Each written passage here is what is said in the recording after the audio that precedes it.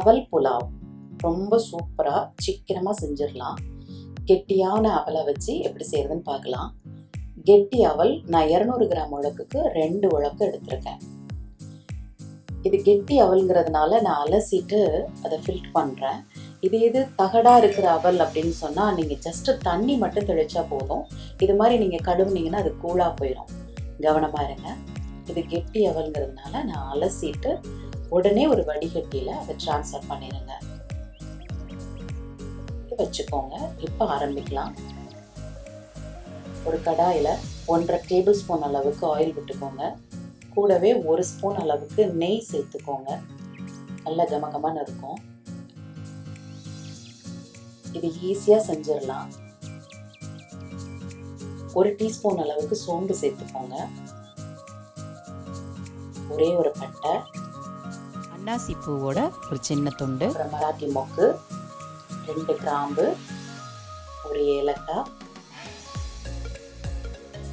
ஒரு பிரியாணி இலை, பிரிஞ்சி லீஃப்னு சொல்லுவோம் இல்லையா, அது.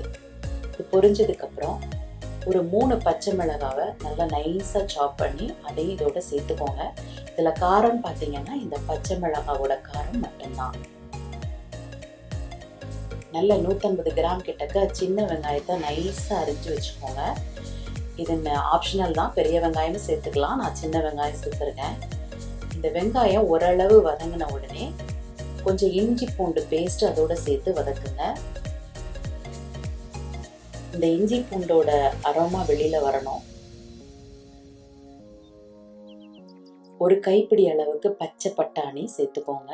நான் ஃப்ரீசர்ல இருந்து அப்படியே எடுத்து போடுறேன், அதனால அந்த புகையா இருக்குது. இந்த பட்டாணி இன்னும் கொஞ்சம் கூட போட்டுக்கலாம், நல்லா இருக்கும். 2 பீன்ஸ் அதை மாதிரி சின்னதாக அரிஞ்சு அதையும் சேர்த்துக்கோங்க. இந்த பட்டாணியும் பீன்ஸும் நல்லா ஓரளவு குக் ஆகட்டும். இந்த ரெசிபிக்கு தேவையான அளவு உப்பு சேர்த்துக்கோங்க. இந்த உப்பு மசாலா எல்லாம் இந்த பட்டாணி பீன்ஸ்ல இறங்கட்டும். பாருங்க, வெங்காயம்லாம் நல்லா வெந்துருச்சு.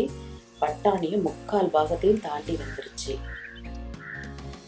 போதும். அடுப்பை குறைச்சிட்டு அந்த அவலை மெல்லமா அதில் தட்டுங்க.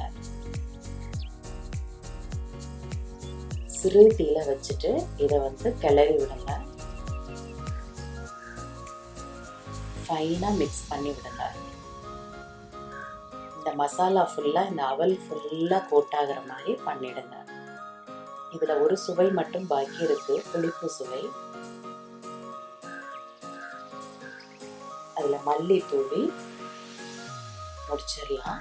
எலுமிச்சம்பழ ஜூஸ் ஒரு ஃபியூ டிராப்ஸ் கிட்ட விடுங்க.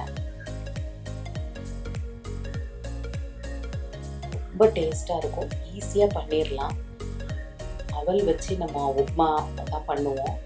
புலாவ் ரொம்ப சூப்பரா இருக்கும். ட்ரை பண்ணி பாருங்க. கொஞ்ச நேரத்திலேயே செஞ்சு முடிச்சிடலாம். இதை செஞ்சு பார்த்துட்டு உங்க ஃபீட்பேக் என்னன்னு எனக்கு சொல்லுங்க. தேங்க்யூ.